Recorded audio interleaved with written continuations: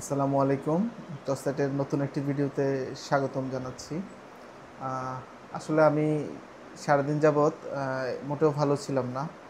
ভালো ছিলাম না কারণ হচ্ছে গত ২ দিন যাবৎ ইউটিউবে ঢুকি, ফেসবুকে ঢুকি, যেকোনো প্ল্যাটফর্মে ঢুকি না কেন, এমনকি টিভি চ্যানেলেও এই যে ব্যবসায়ী সোহাগ হত্যার একটা ভিডিও বারবার সামনে চলে আসতেছে। বিষয়টা সত্যিই প্যাথেটিক। আমি ২ দিন চুপ ছিলাম। তো আজকে মনে হলো যে কিছু বলা প্রয়োজন কিছু সার্বিক বিষয়গুলো নিয়ে। এই যে ভিডিওটা আপনারা দেখতে পাচ্ছেন যে সোহাগকে কিভাবে পাথর দিয়ে মাথায় মারতেছে, মানে এটা মধ্যযুগীয় যে বর্বরতা সেটাকেও হার মানায়। কিভাবে একটা মানুষের সাথে এই কাজটা করতে পারে? এটা করার আগে তাকে প্রথমে ওই যে মিটফুটের একটা গেটের পিছনে তাকে নিয়ে যেয়ে তাকে কুপিয়ে জখম করা হয় এবং তার মৃতদেহকে বা অর্ধমৃতদেহকে টেনে রাস্তায় আনা হয়। এরপরে পাথর দিয়ে তাকে মৃত্যু নিশ্চিত করা হয় মেরে মেরে। এবং এই ভিডিওটা এখন সারা দেশে সর্বত্র একটা আলোড়নের সৃষ্টি করেছে এবং আলোচনার জন্ম দিয়েছে। বিভিন্ন সিভিল সোসাইটি থেকেও এটা প্রতিবাদ আসতেছে।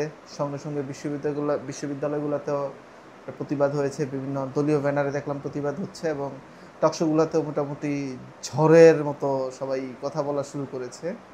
ভাই, কিন্তু প্রশ্ন হচ্ছে এই যে যারা এই যে মঈন আলী, পলাশ, রবিন আরও কৃষক নেতা, কিছু একটা দলের নেতাদের নাম আসতেছে, এরা তো আজকে থেকে অপরাধটা করতেছেন না।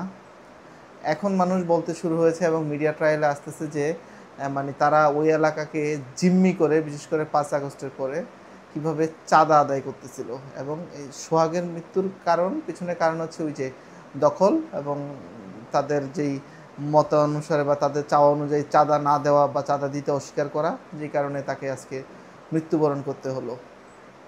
খুবই প্যাথেটিক সোহাগের পরিবারের জন্য এই বিষয়টা এবং দেশবাসীর জন্য, কারণ এরকম মৃত্যু, এরকম এভাবে পৈশাচিক মৃত্যু আমরা মনে হয় না আগে কখনো বাঙালি বা বাংলা জাতি দেখেছে। তবে ৫ আগস্টে আমরা স্বৈরাচার মুক্ত হয়েছি বলে দাবি করি।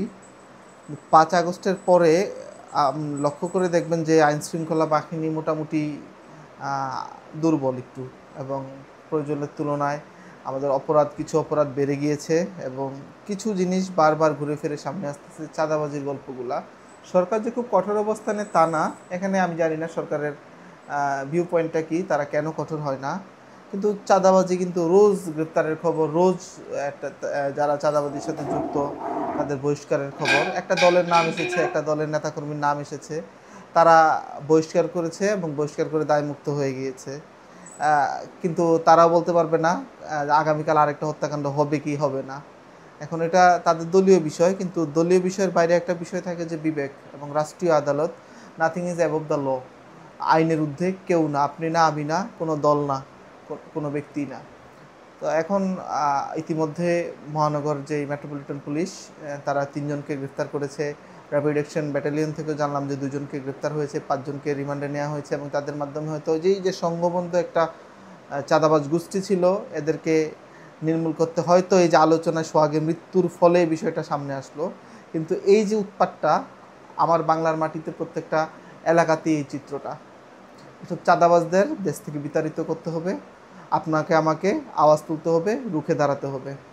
সোহাগ হচ্ছে একটা আমাদের, আবু সাইদের মৃত্যু যেমন সারা বাংলাকে জাগায় দিয়েছিল, আমাদেরকে বুক পেতে আমরা রক্ত দিতে ভয় পাই নাই, ঠিক এইরকম সোহাগের এই মৃত্যুটা হইতে পারে আমাদের জন্য একটা দৃষ্টান্ত।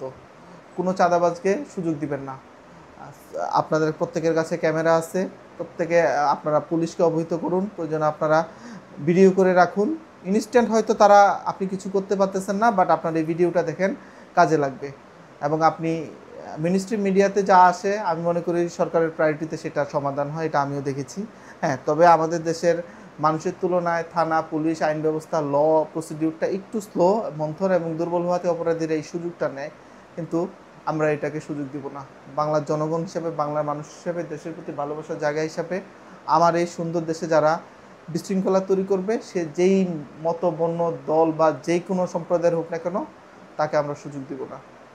ধন্যবাদ সবাইকে। সোহাগের আত্মার মাগফিরাত কামনা করি, তার পরিবার ভালো থাকে এবং এই যে অপু দাস, তারপরে পলাশ, রবিন, আলমগীর এবং যারা যারা আছে এই হত্যাকাণ্ডে প্রত্যেকের দৃষ্টান্তমূলক শাস্তি দাবি করতেছি। সোসাইটির পক্ষ থেকে সবাইকে ধন্যবাদ। আসসালামু আলাইকুম রহমতুল্লাহ বরকাত।